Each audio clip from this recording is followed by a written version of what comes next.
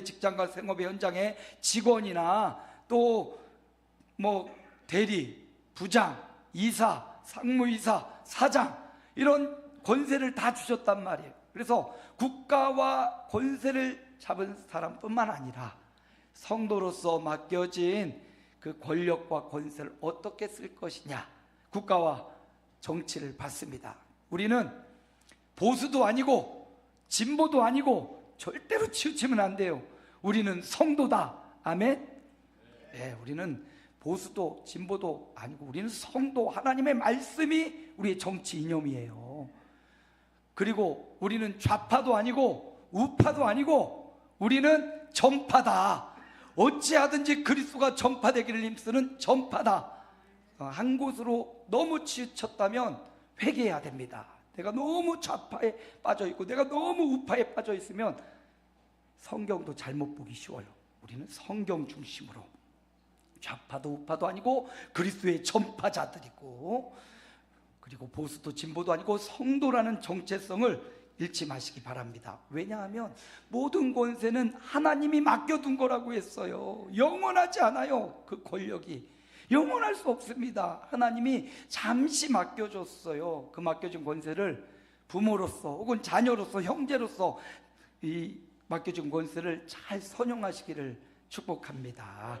공동체 유익과 선을 구하라 이렇게 말했고요. 그래서 우리나라가 지금 이번 주에 주식 코스피가 5천을 넘은 아주 기적 같은 일이 벌어졌어요. 4천 넘을 때도 야 이거 웬일이야 그랬는데 5천을 넘는 기적적인 역사를 기록했습니다. 이 주식이 1980년도 우리나라에 처음 들어올 때 그때 기준을 100으로 잡았는데요. 이게 5천이 됐다는 것은 50배 성장했다는 말이에요.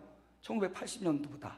그러니까 우리나라가 이만큼 좋은 나라가 됐는데 성도들이 국가와 나라를 위해 더 많이 기도하시길 축복하고, 더불어서 여러분도 잘 사는 국가, 잘 사는 복지를 경험하시기를 축복합니다.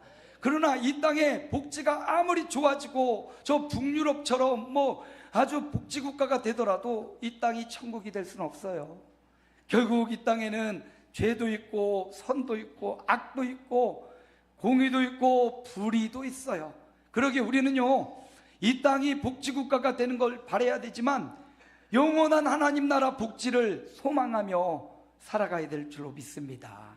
성도는 이 나라에 대한민국의 시민권도 있지만 하늘의 시민권이 있기에 하나님의 나라를 영원히 소망하며 그 나라를 꿈꾸며 그 나라를 기다리며 살아가는 성도의 삶이 되시기를 축복합니다. 그래서 슬기로운 성도생활, 국가 정치를 받고, 오늘은 경제입니다. 경제.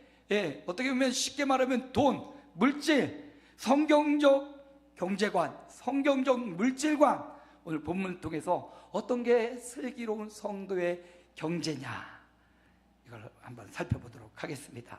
돈 좀 많이 벌어가지고 남들에게 아쉬운 소리 안 하고 그냥 떵떵거리면서 마음껏 쓰고 마음껏 먹고 이게 행복인 것 같이 우리는 보여집니다. 오늘 성경은 그럼 뭐라고 말하느냐, 성경적 슬기로운 경제관, 물질관을 한번 살펴봅니다. 로마서 13장 8절입니다. 함께 읽습니다. 피차 사랑의 빚 외에는 아무에게든지 아무 빚도 지지 말라. 첫 번째, 성도의 경제관에 있어서 주님이 말씀합니다. 아무 빚도 지지 마라. 예, 빚지는 삶을 살지 말아라. 그럼 이 말은 그러면 대출도 하나도 하지 말고 그냥 돈 벌어서 이렇게 무조건 해야 됩니까? 그 말이 아니에요. 물론 여러분이 갚을 수 있는 한도치를 잘 정해서 대출도 받되 그 대출을 한 것을 갚아 나가라, 이 말이거든요. 무리한 빚을 내 가지고 나도 다른 사람들도 피해를 입히지 말고 경제를 잘 규모 있게 하라, 이 말씀이에요. 그래서 이 말씀을 근본적으로 봐가지고 빚지면 안 돼, 그래서 그렇게 살아가는 사람도 있는데, 예, 빚을 갚아 나가라, 이 말이에요. 그리고 규모 있게 살라라는 말씀입니다. 여러분, 성도들의 경제, 성도의 경제관에 있어서 첫 번째 중요한 게 뭐냐면 청지기예요. 청지기. 슬기로운 성도 생활에 있어서 이 청지기 개념이 들어가지 않는 곳이 하나도 없습니다. 청지기는 뭐예요? 내 것이 아니라 주인이 맡겨주셨다라는 거거든요. 내 건강, 내가 막 열심히 지키려고 하지만 누가 지켜줘야 돼요? 하나님 거예요. 하나님이 아무리 건강한 사람이라도 하나님이 진노하시면 금방 무너져요. 하루아침에 건강이 무너집니다. 물질, 이거 내가 열심히 성실하고 근면하고 저축하게 해서 모여놔서 내 것인 것 같지만 내 거 아니에요. 우리 돌아가신 장병기 성도님이 저 시화공단에 전선 구리를 가공하는 사장님. 돌아가실 때 보니까 아무것도 못 가져가잖아요. 그분만이 그런 게 아니에요. 우리 인생 마찬가지예요. 하나님이 우리에게 물질을 잠시 맡겨두신 거예요. 이것 가지고 너도 잘 먹고 살고 너 주변 자녀들도 이웃도 잘 돌아보고 성도도 돌아보고 선한 일을 하라고 잠시 맡겨두셨습니다. 이 청지기 의식이 없으면 내 것인 줄 착각해요. 내가 벌었으니까 다 내 거고, 내가 건강하니까 이거 건강 내 거고, 내가 명예를 얻었으니까 이것도 내 거고, 내 거 아닙니다. 함께 고백할 거요. 다 주님의 것입니다. 고백하자고요. 다시 한번. 다 주님의 것입니다. 신앙생활의 근본, 이거로부터 시작해요. 태초에 하나님이 천지를 창조하시니라. 누구 거란 말입니까? 하나님 거란 말이에요. 건강도 물질도 인생도 꿈도 비전도 하나님 거란 말이에요. 학계 2장 8절에 보니까 금도 내 것이요 은도 내 것이니 여호와의 말씀이니라. 할렐루야. 요즘 금값 많이 올랐죠. 은값도 동달아 올랐대요. 그런데 하나님 말씀하시기를 금도 내 것이요 은도 내 것이라. 신앙생활은요, 모든 것이 하나님의 것이라는 인정에서부터 시작되는 거예요. 역대상 29장 12절인가 말하지요. 부가 주께로 말미암고 귀도 주께로 말미암나니 주는 모든 만물의 권세를 가지사 모든 사람을 크게 하심과 강하게 하심이 주의 손에 있나이다. 주님께 달려 있어요. 주님께 달려 있으니까 나는 아무것도 안 하고 게으르고 그냥 막 사냐? 아니요, 성경은 이렇게 말합니다. 개미에게 가서 좀 배워라. 개미에게 가서 배우래요. 개미는 두령도 없고 개미는 아무것도 없지만 부지런히 해가지고요 잘 저축했다가, 예? 개미와 배짱 이야기 있잖아요. 잘 저축했다가 미래를 준비해요. 우리 인생 하물며 개미에게 가서 배워야죠. 어떻게? 부와 기가 주께로 말미암고 은도 금도 내 것이라고 말씀하신 주님 앞에 구하시기 바랍니다. 하나님 금도 주시고 은도 주시고 주인이신 하나님 부도 주시고 귀도 주옵소서. 그렇게 구하고요, 개미처럼 성실하고 부지런하게, 근면과 성실과 저축, 하나님은 그 성실한 사람을 결코 물리치지 않아요. 일반 은총적으로 봐도 세상 사람도 근면하고 성실한 사람 적어도 먹고 살 만큼 부를 누리게 되더라고요. 성도요, 그리스도인들이요, 성실하고 근면한 것, 이건 성경의 진리입니다. 그러므로 성실하고 부지런하고 또 저축도 잘 하십시오. 규모를 봐서 어떤 사람 보니까 보험왕이라고 있었는데요, 얼마나 많이 버니 1,000만 원, 2,000만 원 벌어요. 근데 쓰는 거 보니까 2,000만 원 더 쓰더라고. 그럼 남는 게 뭐가 있어요? 성경은요, 규모 있는 소비 생활을 우리에게 말합니다. 과소비하거나 이렇게 허례하지 않도록 규모 있는 삶, 검소한 삶을 우리에게 가르칩니다. 그래서 여러분, 주님 앞에 구하십시오.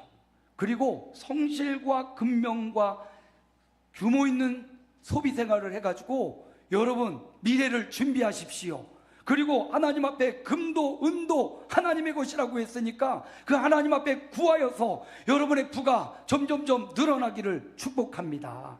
근데 여러분, 단순히 부가 늘어남으로 우리가 행복한 게 아니에요. 그 부는 하나님이 맡겨두신 거라고 했잖아요. 그냥 맡겨둔 것 그냥 저축해 놨다가 끝내지 마시고, 우리 아버님은 버는 거는 정말 열심히 벌었어요. 근데 쓸 줄을 몰랐어요. 잘 베푸는 거에 좀 인색하셨어요. 그래서 제가 조금 더 감사하기도 해요. 그러나 여러분, 하나님이 맡겨두신 것을 잘 선용하는 용기가 필요합니다.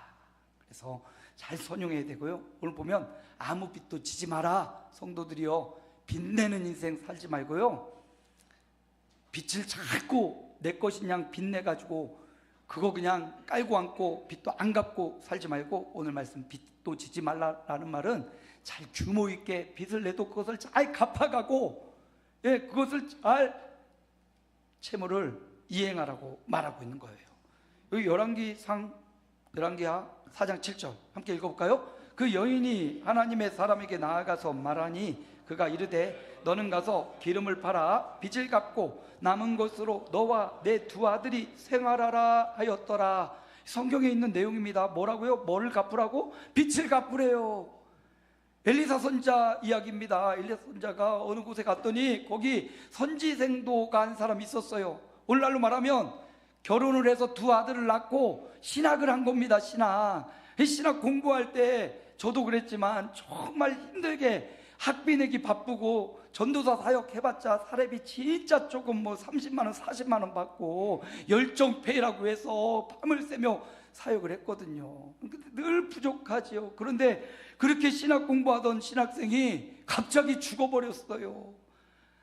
남아있는 아내와 두 아들 빚까지도 엄청 많이 진 겁니다. 그러니까 빚쟁이들이 와가지고 야, 너 남편 죽었으니 너 빚은 있으니 갚아라. 니네 두 아들 내가 종으로 데려가겠다. 기가 막히죠. 기가 막히죠. 목사님도 그렇고 선지생도 신학생도 그렇고요. 제가 여기서 그냥 죽잖아요. 우리 아내는 진짜 불쌍한 사람 되는 거예요. 그렇지 않습니까? 사모는 교회 직분도 없어요. 사모는 제가 사모라서 제 아내라서 그런 게 아니라 정말 세상 가운데 보면 사모님들이 가장 힘들어요. 어떤 정신적 스트레스도 그렇고요, 육체적 그것도 그렇고요. 우리도 규모가 고만고만 해가지고 죄송하지만 우리 사모가 정말 일 많이 합니다. 여러분 아시지요? 사모에게 따스한 한마디, 아유 또 사모님한테 혼날지 모르겠네. 그렇지만 저도 우리 아내를 사모님으로 높여주려고 합니다. 정말 목사는 이렇게 앞에 나와서 얼굴도 여기 빛나고 또 여러분들이 생각하면 목사님 하지만 사모는 정말 여러분의 경쟁 상대가 절대 아닌데요, 좀 불쌍해요. 만약에 제가 여기서 죽으면요, 우리 사모는 집도 없어요. 아무것도 없어요. 교회에서 어떻게 해요? 나가십시오 하면 진짜 나가야 돼요. 근데 여기 지금 우리 사모 얘기하려고 하는 게 아니라 이 본문에 보니까 남편이 죽고 선지생도 아내와 아들만 남아서 이제 죽게 생긴 거예요. 그래서 선지자 엘리사에게 가서 나 이제 아무것도 없고 나 어떡합니까? 주의 종에게 하소연하고 있어요.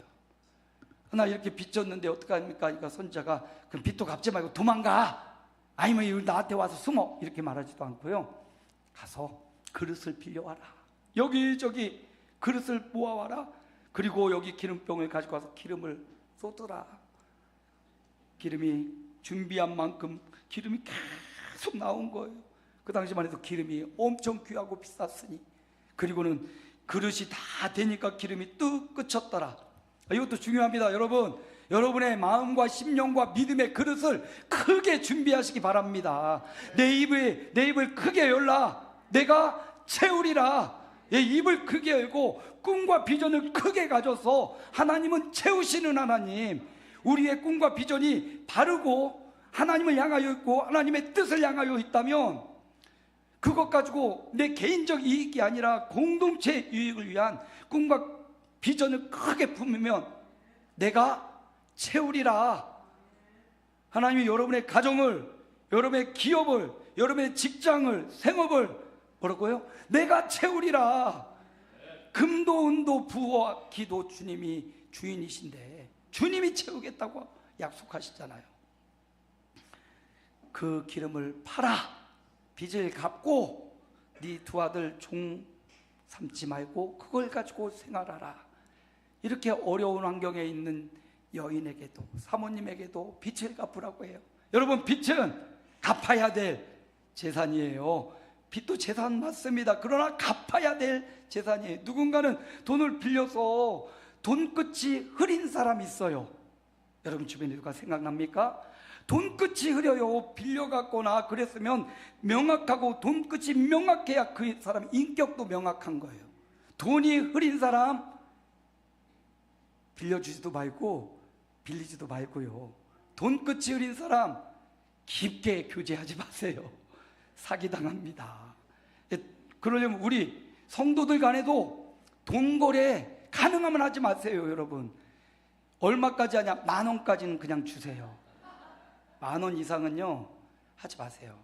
괜히 빌린 사람도 아우 빚 갚아야 되는데 하고, 빌려준 사람도 언제 갚나 괜히 신경 쓰여요. 그러니까 빌려주지 못할 바에는 그냥 줘버리세요. 아멘. 예, 받지 말고 그냥 주세요. 어떤 사람이 그러대요.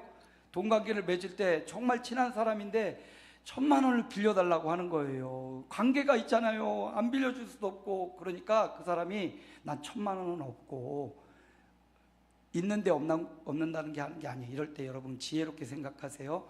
내가 1,000,000원 주고 안 받을 용기는 없다는 거죠. 그죠? 그러니까 그냥 나 1,000,000원은 없지만 100,000원을 그냥 줄게. 그냥 줘버린대요. 그것도 없으면 빌려줄 수 없는 거죠. 돈거래. 예전에 교회에서도 교회 안에 이런 돈거래로 막 얽혔어요. 막 블록체인이니 서로 막 해가지고 서로 이거 들어가고 이거 돈 집어넣으면 너 얼마 먹는다 하면서 내 밑으로 들어와. 피라미드식으로 교회 안에. 저 정말 이거 싫어하거든요. 교회 안에 애터미도 그렇고 교회 안에 또 그 아메이도 그렇고 전 이거 굉장히 조심스러워요. 여러분, 이 좋은 피라미드 같지만 피라미드는 어차피 내 밑으로 들어가야 되잖아요. 그리고 그걸 열심히 해서 누군가는 정말 영화를 누리고 있는데 그게 다 그 밑에 있는 사람들의 핏값 아닙니까? 그냥 좋은 물건 여러분이 사서 쓰되 여러분이 그 활동 조직원으로는 이렇게 쓰임받지 않았으면 좋겠어요. 좋은 물건이 있어요. 저기 애터미도 그렇고 아메이도 물건이 굉장히 좋은 거 있어요. 저도 우리 장모님이 하나 줘가지고 그거 먹었더니 힘이 나더라고 진짜. 그리고 그거 뚝 떨어지니까 왜 요즘 이렇게 힘이 없지 봤더니 그 약, 근데 약이 비싸. 비싸야 또 피라미드가 유지가 되니까. 그렇죠. 성도 간에 돈거래하고 이렇게 막 블록체인 같은 거는 돈 얼마 넣고 이자를 받는 거거든요. 근데 자기 밑으로 들어가가지고 얼마나 많이 손해를 보고, 그래서 다 사기거든요. 결국은 뭐 몇 조를 가지고 날르고 조이순인가 조이팔처럼 똑같이 그거 흉내내가지고 하거든요. 그러니까 여러분, 경제, 돈 관리는 여러분이 스스로 하십시오. 누구에게 맡기지 마십시오. 성도라고 해도 돈끝 흐리지 마십시오. 예, 돈거래 하지 마십시오. 그냥 주십시오. 능력이 되면. 그래서 성도 간에 무리를 일으키지 않도록. 예, 당장엔 좀 섭섭한 것 같고 당장엔 좀 어려운 것 같지만 저는 그렇게 생각합니다. 돈끝이 명확해야 사람이 명확하고요, 관계도 명확해지는 거. 그래서 오늘 뭐 하지 말라? 빚 지지 마라. 빚 졌으면 어떻게든 빚 갚아내라. 갚아가라. 예, 하물며 여인에게도 빚을 갚으라고 하잖아요. 빚은 갚아야 된다. 빚 내십시오. 여러분이 규모가 가능한 대로 빚 내서 여러분의 사업과 여러분의 꿈을 펼치십시오. 그러나 그 빚을 갚아 나가시기 바랍니다. 두 번째, 8절 다시 한번 읽어볼까요?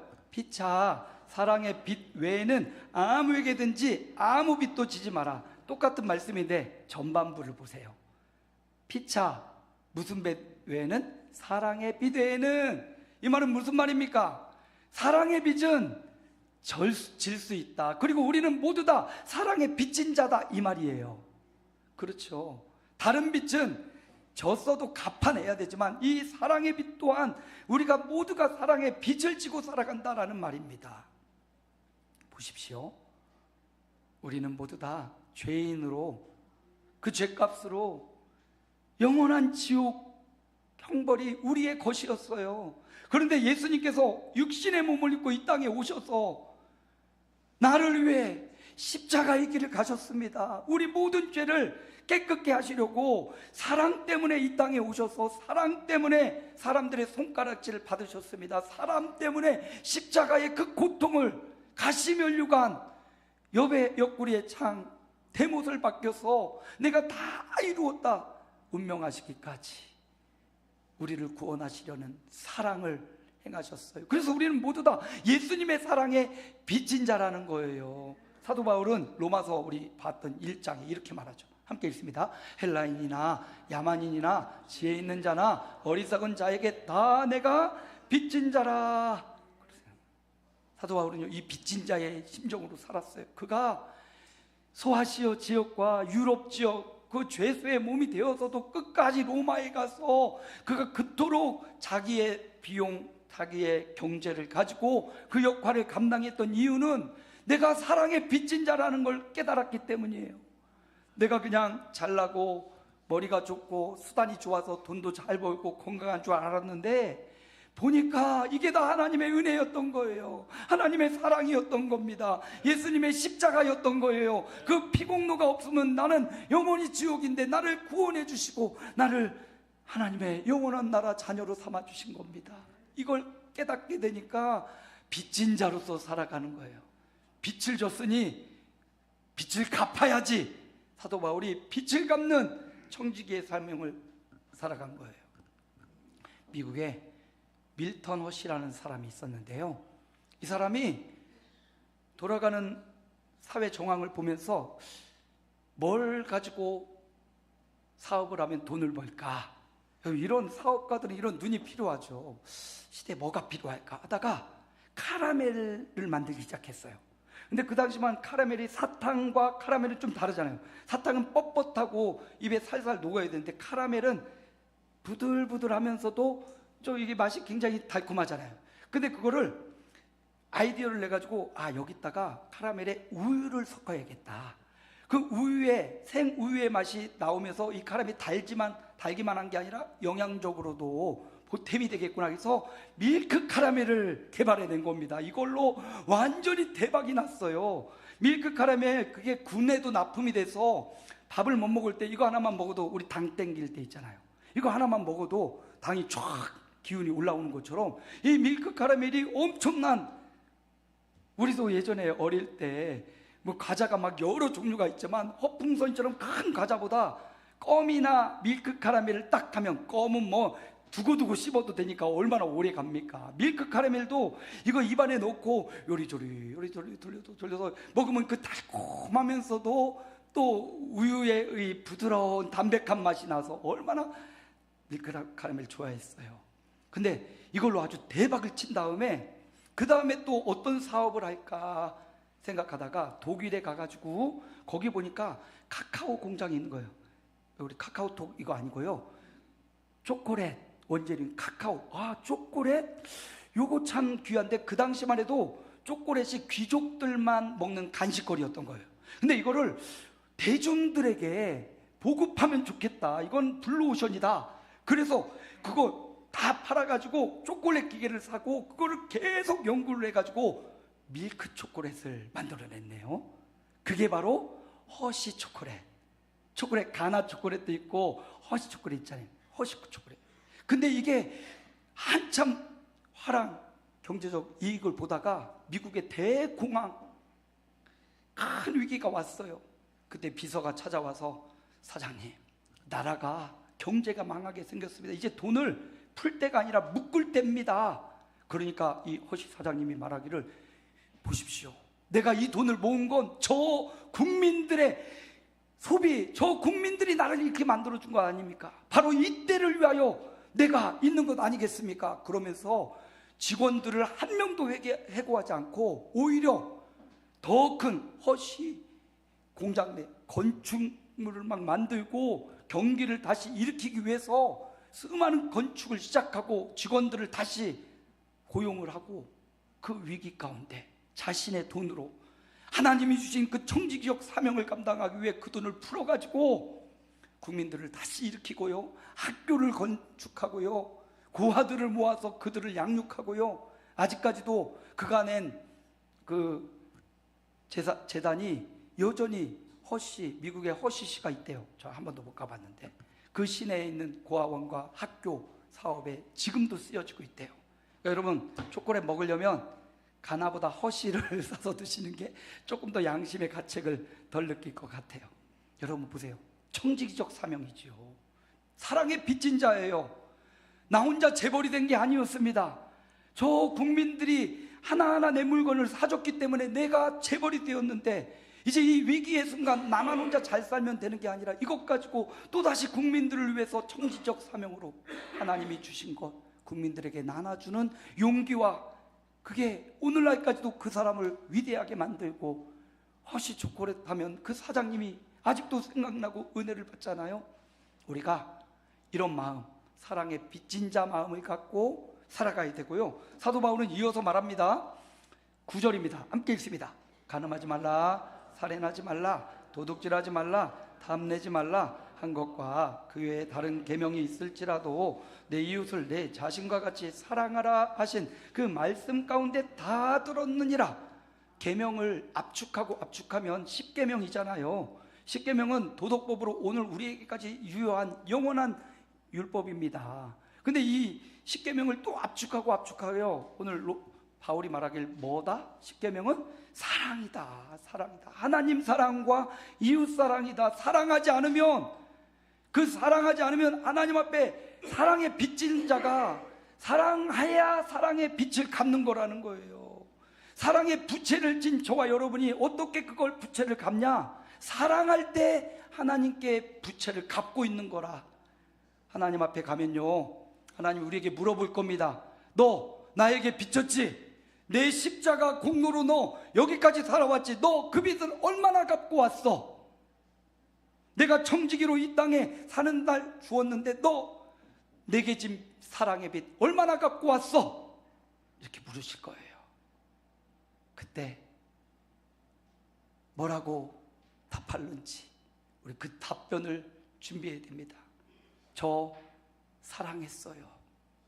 저 하나님이 이 땅에 주신 나라는 존재, 여러분 가장 먼저 나를 사랑할 수 있어야 돼요.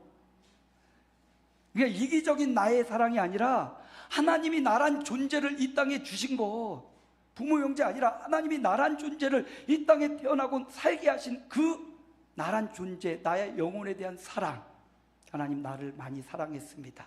그리고 하나님이 나란 존재와 똑같이 또 하나님의 형상으로 만든 우리 부모와 우리 형제들과 우리 자녀들과 우리 만나는 이웃 사람들, 일가 친척과 우리 교회 공동체, 뭐 하라고 주셨을까요? 사랑하라고 주신 거예요. 사랑하라고. 그래서 어떻게 하나님의, 예수님의 사랑의 빛을 갚냐? 사랑으로 갚는 겁니다. 오늘 우리에게 주신 오늘 하루, 너무나 귀한 오늘 하루, 사랑으로 여러분 남편과 아내를 더 많이 사랑해 주세요. 아니, 사랑할 구석이 하나도 없어. 그래도 아직 내 남편이고 아내이잖아요. 부부는 닮는다고 그 모습이 내 모습일 수 있거든요. 마음껏 남편과 아내 사랑해 주시고요. 자녀들, 또 부모님, 또 우리 직장과 직원들, 또 우리 교회 성도들, 내일 말고요, 오늘 이 사랑이 율법의 완성이래요. 뭘 지키고 11조를 하고 뭐 교회, 사랑이 없으면 울리는 꽹과리라고 하잖아요.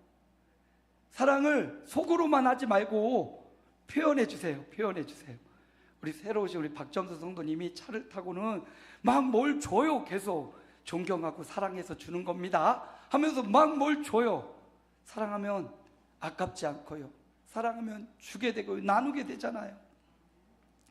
돈 더 많이 벌어서 내가 해야지, 내가 몇십억 만들면 해야지, 이게 아니라 지금 소소한 사랑을 나누십시오. 이 사랑의 관계를 사도 바울이 우리에게 너무 잘 보여주는데요. 사도 바울은 성경에 빌레몬서가 있어요. 신약성경에 빌레몬서 1장밖에 없는데 그 안에 엄청난 사랑이 들어가 있습니다. 빌레몬은 아주 부유한 사람이었는데 그 밑에 기르던 후아, 종이 있어요. 종, 자기 소유물과 같은 시대죠. 종 오네시모. 근데 오네시모가 어느 날 주인이 싫었는지 욕심이 났는지 주인의 물건을 훔쳐가지고 도망갔어요. 도망가서 종인 거 숨기고 살다가 바울을 딱 만났네. 사도 바울을 만나고 복음을 만나고 예수님을 만나니까 자신의 과거가 드러나잖아요. 회개하고 자복하면 내가 말이죠, 저기 빌레몬이라는 사람의 종이었습니다. 근데 자유가 그리워서 혹은 무언가 이유가 있어서 도망쳤습니다. 그런데 여기 와서 예수님을 만나고 바울을 만났으니 내가 회개합니다. 내가 잘못했습니다. 사도 바울이요, 그 오네시모에게 편지를 써서 빌레몬에게 보내는 거예요. 너 주인에게 다시 돌아가. 편지의 내용이 빌레몬서예요. 사랑하는 빌레몬, 너도 예수 믿고 구원받았지, 나도 예수 믿고 구원받았지. 그런데 여기 너의 종이었던, 너에게 해악을 끼치고 종을 벗어나서 도망쳤던 이 오네시모가 있어. 근데 이 오네시모도 예수님을 만난지 뭐야. 예수님을 만나고 보니까 회개하고 지난날의 과오를 회개하며 돌이켰고 지금은 나에게 너무나 필요한 사람인데, 만약에 이 오네시모가 너에게 훔쳐간 거, 그거 비용을 내게 말해주면 내가 대신 갚아줄게. 이 사람을 용서해줘. 이런 사랑의 편지가 빌레몬서에 담겨져 있어요. 사도 바울은요, 자기의 비용을 들여서 이 오네시모에게 자유를 주고 오네시모를 하나님의 사람으로 만들려고 하는 용기와 청지적 사명을 갖고 있습니다. 여러분, 이렇게 사도 바울은 빛을 갚는 삶을 살았어요. 하나님 앞에 갈 때까지 빛을 갚다 주님 앞에 갔습니다. 오늘 우리에게도, 우리가 바울처럼 거룩하고 경건하지 못하지만 그러나 우리도 하나님의 사람이고요, 우리도 그들과 성정이 같은 사람이에요. 큰 것만 몇십원 몇백원 아니더라도 우리에 있는 경제, 우리에게 허락한 물질, 그걸 가지고 사랑하며 섬겨주는 삶. 작지만 마음 담아, 정성은, 그 마음은 상대방이 알거든요. 뭐 이런 걸 가져왔어. 그런데 그 마음은 알거든요. 빛을 갚는 삶이에요. 하나님 앞에 빛을 갚고 사람 앞에 빛을 갚는 것, 사랑하는 거라고. 뭐 물질이나 뭐 다른 걸 못 해줘도 말로 하는 건 너무 쉽잖아요. 말로라도 사랑합니다, 존경합니다, 이렇게 말해줄 수 있는 거, 예, 얼마나 좋아요. 기분도 좋고 힘도 나잖아요.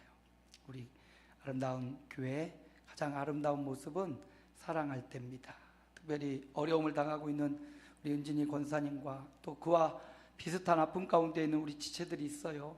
사랑으로 함께 섬겨주고 기도해주고 또 마음 담아 우리의 정성을 조금씩 부조해 줄 때 그 부조가 그 사람의 마음을 풀어요. 때로는 이 물질이 우리에게 얼마나 큰 힘입니까? 사실 마음 담은 물질은요, 사람의 마음을 오픈시켜요. 그러니까 마음을 담은 정성과 사랑, 그것이 하나님께도 올려줘야 되고 우리 성도들 간에 또 우리 이웃에게 이렇게 베풀어질 때 이렇게 맨날 퍼주고 맨날 나눠준 사도 바울이요, 굶지 않았습니다.